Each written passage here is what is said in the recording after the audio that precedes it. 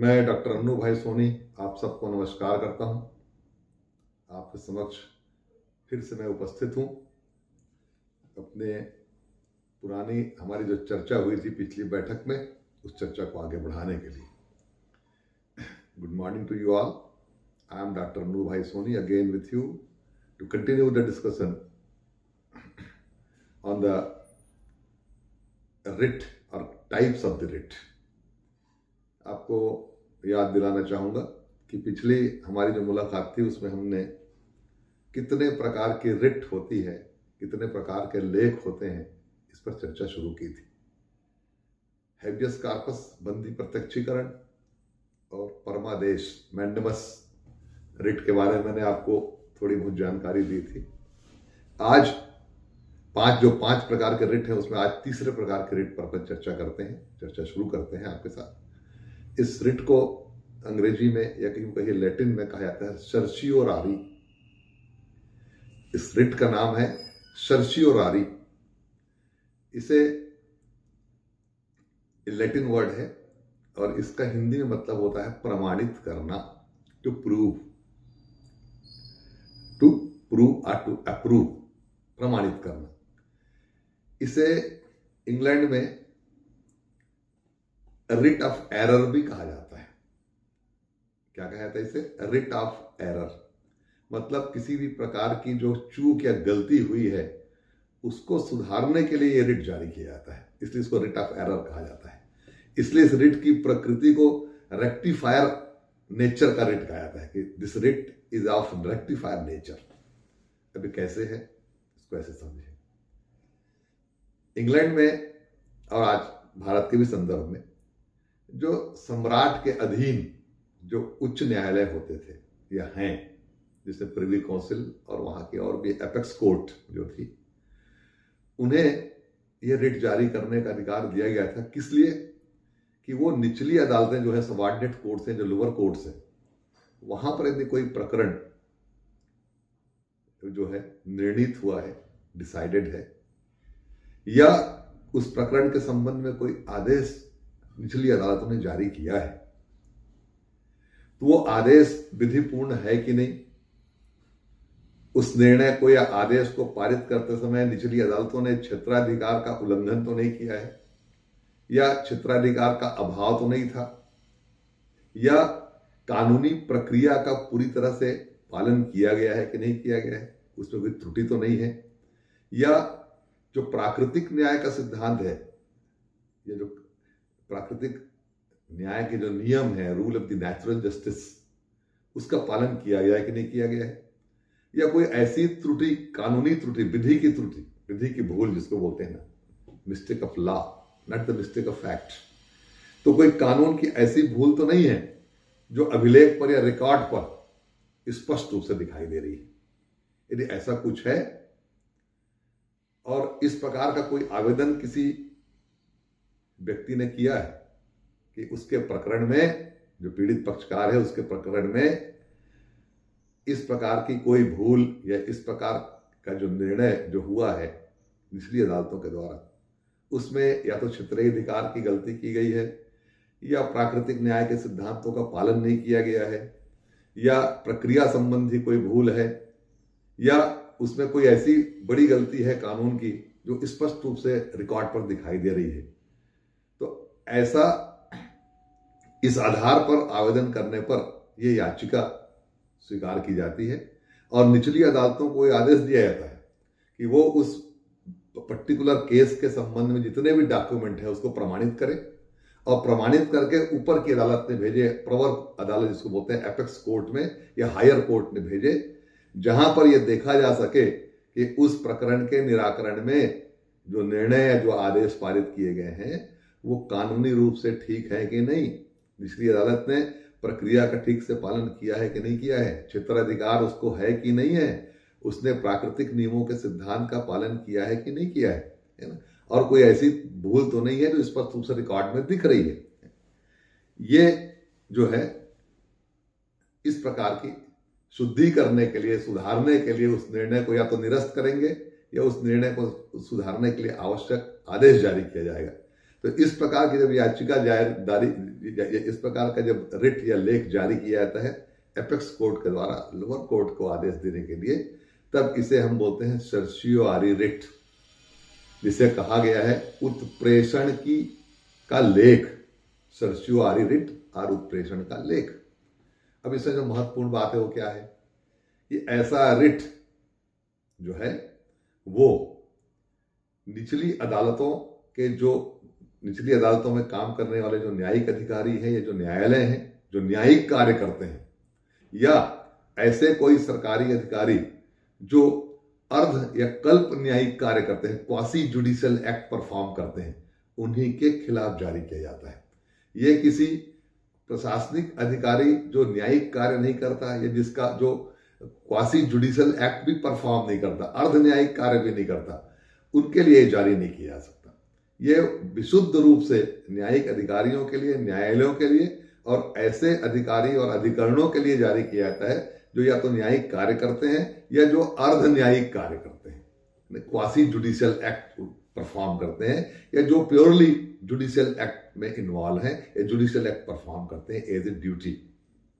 अब प्रश्न उठता है कि जुडिशियल एक्ट और क्वासी जुडिशियल एक्ट क्या है, तो इसको थोड़े से में समझिए कि न्यायिक कार्य से ऐसे कार्य से है जो न्यायाधीश के द्वारा संपन्न किए जाते हैं, न्यायाधीश के द्वारा परफॉर्म किए जाते हैं, संपादित किए जाते हैं या न्यायालय के द्वारा किए जाते हैं, जो प्रक्रिया विधि, जैसे प्रक्रिया विधि में आपका सीआरपीसी है, सीपीसी है, एविडेंस एक्ट है ना, इन प्रक्रिया विधियों का न्यायालय कठोरता से पालन करता है ना, और शपथ पर साक्षी का परीक्षण होता है, प्रति परीक्षण होता है ना, और गुण दोष के आधार पर मामले का निराकरण होता है, जिसको आप बोलते हैं ना ऑन द मेरिट, है ना। किसी भी प्रकरण का निराकरण यदि गुण दोष के आधार पर होता है, पूरी प्रक्रिया विधि का कठोरता से पालन करके किया जाता है ना, और ऐसे पालन करने वाला जो है न्यायालय है ना, वो न्यायालय है, कोर्ट ऑफ लॉ है, और उसमें जो प्रिसाइडिंग अफसर है वो जज की हैसियत रखता है। तो कहते हैं कि ये न्यायिक कार्य है और ऐसा करने वाला व्यक्ति न्यायिक कार्य करता है। ये तो हो गया क्लियर। अब प्रश्न आता है कि what is the quasi judicial act. अभी तो हमने जुडिशियल एक्ट को देखा। Now there is a question, what is the quasi judicial act and how it is different from the judicial act. तो मैं आपको बताना चाहूंगा कि क्वासी जो है लैटिन का शब्द है, और क्वासी का मतलब होता है सिमिलर, समान, but not exactly, similarly but not exactly, है ना। यदि कोई न्यायिक अधिकारी कोई न्यायालयीन कार्य करता है तो जुडिशियल एक्ट है ना, पूरी प्रक्रिया का पालन करता है, साक्ष्य विधि का पालन करता है, गवाहों का शपथ पर परीक्षण करता है, मामले को गुण दोष के आधार पर निराकृत करता है, वो जुडिशियल एक्ट है। लेकिन कभी कभी कुछ संस्थान ऐसे होते हैं जो पूर्णतः न्यायिक कार्य नहीं करते, लेकिन वो कुछ हद तक किसी पर्टिकुलर केस के संबंध में या किसी पर्टिकुलर कानून के संदर्भ में न्यायिक कार्य करते हुए प्रतीत होते हैं। वो कठोरता से न्यायिक कार्य के नियमों का पालन नहीं करते, लेकिन फिर भी उनका जो कार्य है वो न्यायिक कार्य जैसा प्रतीत होता है। हूबहू न्यायिक कार्य नहीं होता, लेकिन न्यायिक कार्य के जैसा प्रतीत होता है, उसमें थोड़ी सी समानता दिखाई देती है। इस पर जैसे आप देखेंगे tribunal, human rights commission, election commission, administrative tribunal, है ना, नेशनल कंपनी लॉ ट्रिब्यूनल, है ना, ये जितनी प्रकार की जो बॉडीज हैं, सब कॉन्स्टिट्यूशनल बॉडी हैं या किसी कानून के अंतर्गत बनाई गई हैं, ये क्वासी जुडिशियल एक्ट करती हैं। ये पूरी तरह से न्यायिक कार्य नहीं करती, क्योंकि इसमें जो इसके जो ऑफिसर्स होते हैं, जो उसके पदाधिकारी होते हैं, वो जज नहीं होते हैं। ये किसी भी प्रक्रिया विधि का उतनी कठोरता से पालन नहीं करते जितनी कठोरता से एक न्यायालय करता है ना। फिर भी ये किसी विशेष मामले के संबंध में, किसी विशेष अधिनियम के संबंध में जुडिशियल एक्ट करते हैं, जुडिशियल एक्ट के जैसी कार्यवाही करते हैं। इसलिए इनको कहा जाता है कि ये क्वासी जुडिशियल एक्ट करते हैं, अर्ध न्यायिक कार्यवाही करते हैं। तो ऐसे अर्ध न्यायिक कार्यवाही करने वाले व्यक्ति या बॉडीज के ऊपर, या पूर्ण रूप से न्यायिक कार्यवाही करने वाले न्यायालयों या न्यायिक अधिकारियों के विरुद्ध ये रिट जारी किया जाता है। ये किसी प्रशासनिक कार्य करने वाले, है ना, जो सिर्फ प्रशासन का कार्य करते हैं, जो न्यायिक कार्य नहीं करते, या जो न्यायिक कार्य में संलग्न नहीं है, या कोई जो अर्ध न्यायिक कार्य, क्वासी जुडिशियल एक्ट में भी के परफॉर्मेंस में भी इन्वॉल्व नहीं है, उनके खिलाफ या किसी प्राइवेट व्यक्ति या संस्था के खिलाफ ये रिट जारी नहीं होता है। उसके अलावा इस संबंध में एक और भी बात है कि ये रिट सिर्फ और सिर्फ पीड़ित पक्षकार की याचिका पर ही जारी होता है। इस रिट को जारी करने के लिए पीड़ित पक्षकार की ओर से और भी कोई व्यक्ति आवेदन नहीं कर सकता, जैसे हैबियस कॉर्पस में होता है। हैबियस कॉर्पस बंदी प्रत्यक्षीकरण का लेख जो है पीड़ित व्यक्ति के अतिरिक्त दूसरा व्यक्ति भी जो है जिसका उसमें इंटरेस्ट इन्वॉल्व है वो भी कर सकता है, लेकिन इस रिट के लिए याचिका या आवेदन जो सिर्फ पीड़ित पक्षकार खुद ही करता है, उसके अलावा कोई दूसरा नहीं करता। ठीक है, जैसे मैंने कहा कि ये जो याचिका है ये शुद्धिकारक है। निचली अदालतों के द्वारा यदि निर्णय में कोई गलती की गई है, कोई क्षेत्राधिकार संबंधी कोई भूल की गई है या प्राकृतिक न्याय के सिद्धांतों का पालन नहीं किया गया है तो ये रिट जारी होता है। अब प्राकृतिक न्याय का सिद्धांत क्या है, उसको आप यूं समझिए कि प्राकृतिक न्याय का सिद्धांत दो चीजों पर आधारित है कि जब भी आप किसी मुकदमे का किसी मामले का निराकरण करते हैं तो उसमें यदि मामला आपसे स्वयं से जुड़ा हुआ है, आपका स्वयं का हित उसमें इन्वॉल्व है, तो आप उस मामले में अपने ही मामले में आप स्वयं न्यायाधीश नहीं हो सकते। ये पहला सिद्धांत है प्राकृतिक न्याय का। यदि आपका ही मामला है, आप उसमें पार्टी है, आपका कोई इंटरेस्ट उसमें इन्वॉल्व है, तो आप अपने ही मामले में न्यायाधीश नहीं हो सकते। और दूसरा है दूसरे पक्ष को सुनो। ये प्रशासनिक विधि का एक बहुत बढ़िया सिद्धांत है कि जब तक आप दूसरे पक्ष को नहीं सुनेंगे तब तक आप किसी भी प्रकरण का गुण दोष के आधार पर निराकरण नहीं कर सकते। इसलिए न्यायालयों की जो भूमिका है या किसी भी न्यायिक कार्य की जो भूमिका है वो वहीं से शुरू होती है कि हम दोनों पक्षों को सुने, चाहे वो सिविल मामला हो चाहे क्रिमिनल मामला हो, और दोनों पक्षों को सुन करके ही हम फैसला करें। तो ये सर्सियोआरी का जो रिट है वो निचली अदालतों के न्यायिक अधिकारियों के द्वारा दिए गए आदेश या निर्णय या जो अर्ध न्यायिक कार्य करने वाली जो संस्थाएं हैं, जो व्यक्ति हैं, उनके द्वारा लिए गए निर्णय या आदेश को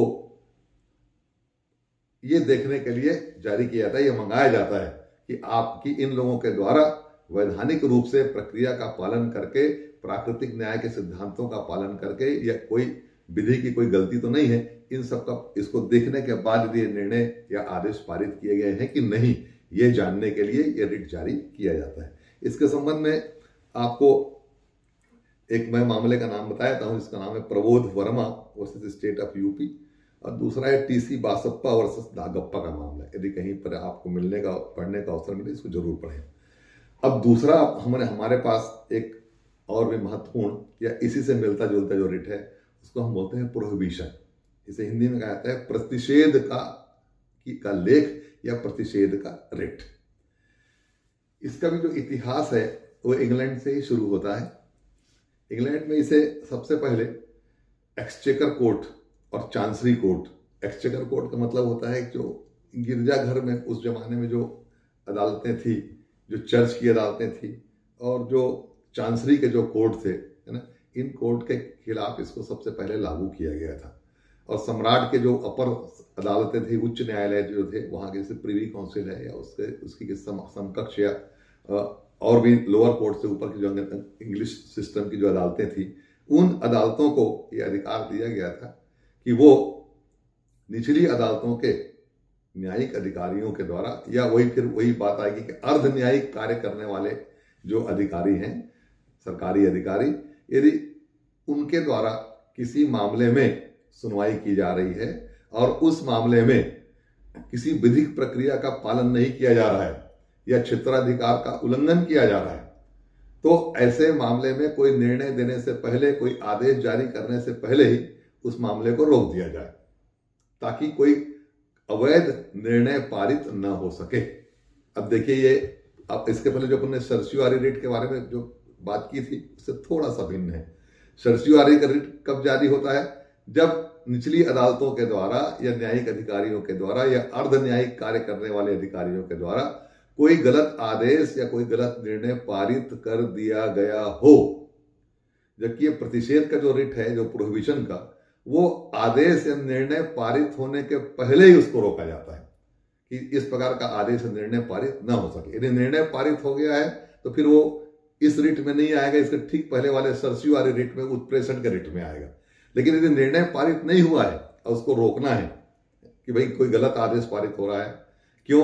क्योंकि न्यायालय जो है क्षेत्राधिकार का उल्लंघन कर रहा है, या न्यायालय किसी प्रकार की कोई प्रक्रिया संबंधी भूल कर रहा है, या प्राकृतिक न्याय के सिद्धांतों का पालन नहीं कर रहा है, तो उसको वहीं पर रोक देना उचित होगा। तो यदि कोई इस प्रकार का कोई व्यक्ति आवेदन करता है कि साहब देखिए ऐसा ऐसा हो रहा है, इससे उसके अधिकारों का उल्लंघन होगा या उसको क्षति होगी, तो निश्चित रूप से कोर्ट जो है वो उस प्रक्रिया को रोक देने के लिए जो आदेश जारी करता है उसको अपन बोलते हैं प्रतिषेध। प्रतिषेध का मतलब रोक देना, स्टॉप कर देना, है ना।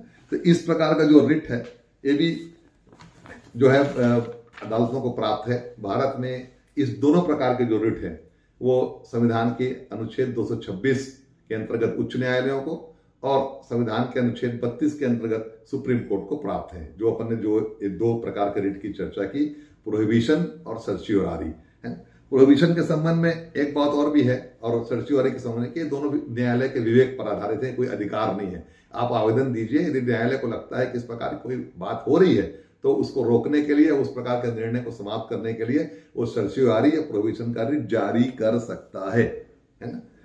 ठीक है। अब ये इसके संबंध में एक मामला है हरि विष्णु कामत वर्सेस अहमद इशाक का, और एक मामला है S Govinda Menon versus union of India का। इन दोनों मामलों को भी आप पढ़ेंगे तो आपको इसके संबंध में और विस्तृत जानकारी होगी। चलिए अब आखिरी रिट पर चर्चा कर लेते हैं। आखिरी रिट है साहब क्वो वारंटो। ये रिट बड़ा महत्वपूर्ण है। क्वो वारंटो का ये भी लैटिन का शब्द है। इस क्वो वारंटो का मतलब होता है कि किसी से पूछा जाता है कि साहब आप किस अधिकार से इस पद पर बैठे हैं, आपकी नियुक्ति का आधार क्या है, आपको इस पद पर जो बिठाया गया है उस पद पर आपकी नियुक्ति का क्या आधार है, स्पष्ट करिए। यह भी किसी व्यक्ति की याचिका पर ही इस प्रकार की रिट जारी होती है। इसमें जरूरी नहीं है कि कोई पीड़ित व्यक्ति ही याचिका दायर करे। कोई भी व्यक्ति जिसे किसी की नियुक्ति के संबंध में कोई संदेह है कि इसमें वैधानिक प्रक्रिया का पालन न करके उसकी नियुक्ति की गई है, तो ऐसा व्यक्ति उसको चुनौती देने के लिए इस प्रकार का रिट जारी करने के लिए याचिका दायर कर सकता है। और उसमें यदि न्यायालय को लगता है कि वास्तव में इस प्रकार किसी व्यक्ति की नियुक्ति गलत तरीके से की गई है, तो वह उस संबंधित जो व्यक्ति जो उस पद को धारण करता है उसे ये रिट के द्वारा पूछ सकता है, या पूछेगा कि भाई आप ये बताएं कि आपकी नियुक्ति किस आधार पर की गई है। इसको बोलते हैं साहब रिट ऑफ क्वो वारंटो। ठीक है। ये जो रिट है, इस रिट के संबंध में दो बातें महत्वपूर्ण है। नंबर 1 कि किसी व्यक्ति की नियुक्ति लोक पद पर या संवैधानिक पद पर या किसी कानूनी पद पर होनी चाहिए, तभी उसको इस रिट के माध्यम से चुनौती दी जा सकेगी। और तब कोई न्यायालय, उच्च न्यायालय या उच्चतम न्यायालय उस व्यक्ति की नियुक्ति के संबंध में रिट जारी करेगा। किसी प्राइवेट व्यक्ति या किसी प्राइवेट संस्था के किसी अधिकारी या किसी उच्च स्तर के कोई कंपनी है, कोई कॉर्पोरेट सेक्टर है, उससे जिसका जो किसी प्रकार से लोक हित से सीधे सीधे नहीं जुड़ा हुआ है ना, क्योंकि इसके संबंध में एक ही बात है कि ये जो पद है लोक पद होना चाहिए, है ना, पब्लिक ऑफिस होना चाहिए, और व्यक्ति जो पद को धारण करता है उसे पब्लिक ऑफिसर होना चाहिए। ये लोक पद हो, खास करके संवैधानिक लोक पद, जैसे महाधिवक्ता का पद है, एडवोकेट जनरल का पद है ना, और भी बहुत सारे लोक पद हैं। जो इस प्रकार के जो पद है, विश्वविद्यालय के अधिनियम के द्वारा जो अधिकारी जिन पदों पर काबिज होते हैं, जिन पदों पर उनकी नियुक्ति होती है, ऐसे पद हैं, है ना। तो इन पदों पर आखिर आपकी नियुक्ति किस आधार पर की गई है, क्या उस पद की नियुक्ति के लिए आवश्यक अर्हता, आवश्यक प्रक्रिया का पालन किया गया है कि नहीं किया गया है ना। इस बात की जांच करने के लिए, इस बात को देखने के लिए इस प्रकार का रिट जारी किया जाता है।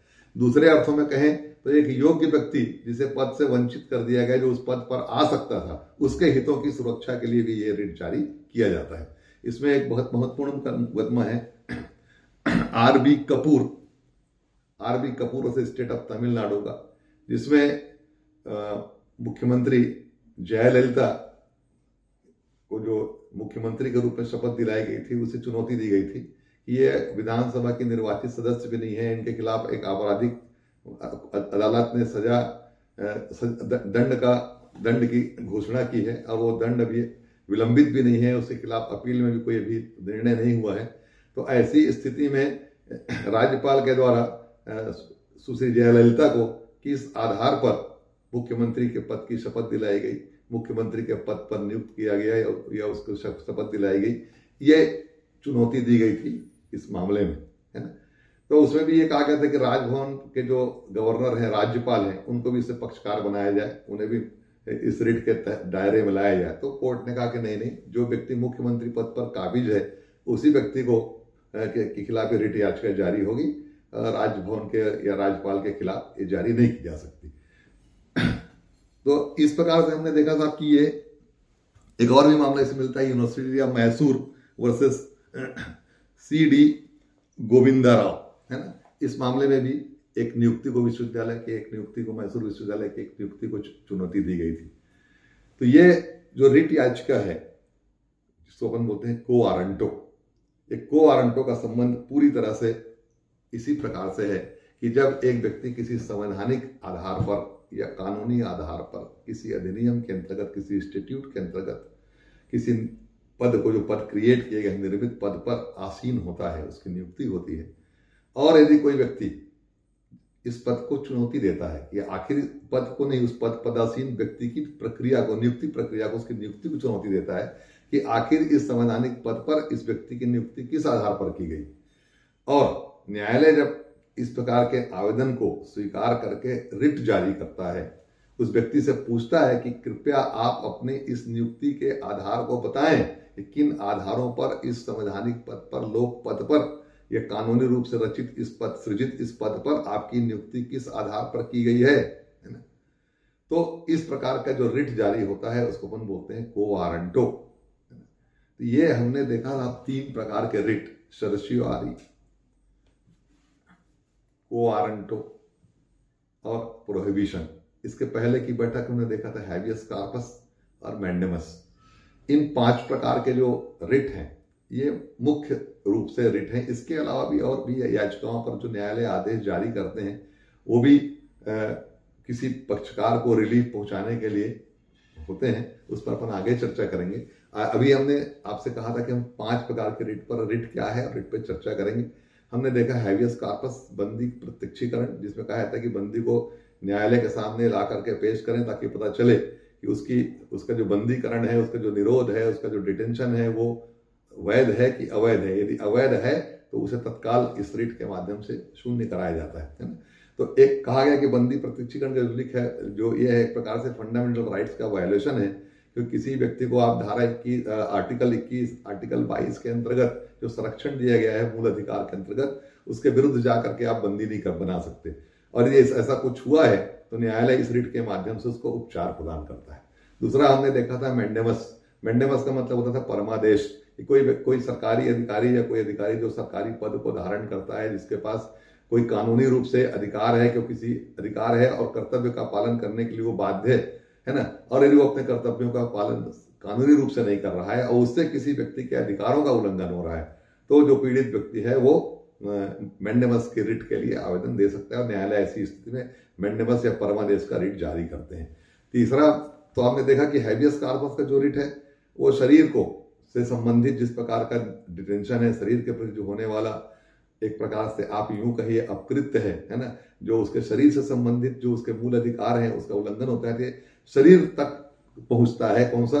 आपका हैबियस कार्पस का रिट। मैंडेमस जो है वो किसी व्यक्ति के अधिकारों की रक्षा करता है ना। अधिकार की रक्षा तो हैबियस कार्पस भी करता है, लेकिन मैंडेमस जो है वो किसी व्यक्ति को किसी अधिकार के उल्लंघन से जो उसको क्षति हो रही उससे बचाता है।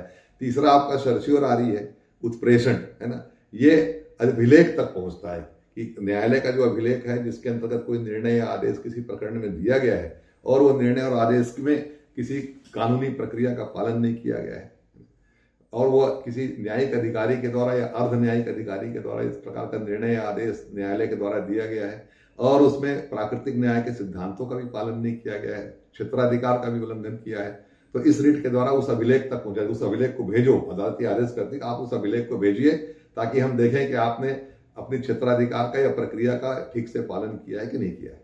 उसके बाद प्रतिषेध का जो रिट है वो भी ऐसा ही है, लेकिन इसमें फर्क क्या है कि सर्शियोरी या उत्प्रेषण का लेख किसी निर्णय आदेश के पारित होने के बाद लागू होता है और उस रिकॉर्ड को मंगाया जाता है देखने के लिए कि प्रक्रिया के का पालन या क्षेत्राधिकार का पालन या प्राकृतिक न्याय के सिद्धांत का पालन हुआ था कि नहीं हुआ था।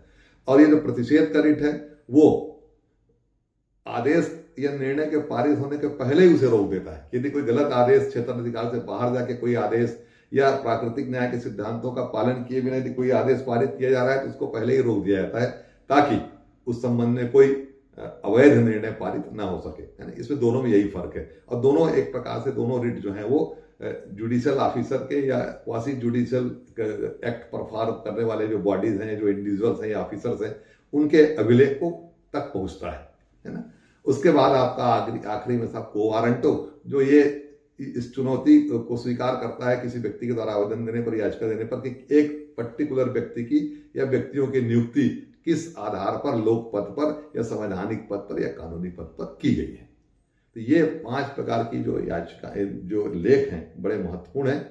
मुझे आशा है कि आपको इसका लाभ मिलेगा। जब हमारी अगली मुलाकात बहुत शीघ्र होगी, उसमें हम जनहित याचिका पर चर्चा करेंगे, PIL, पब्लिक इंटरेस्ट लिटिगेशन पर। तब तक के लिए आपसे विदा लेता हूं। नमस्कार, बहुत धन्यवाद।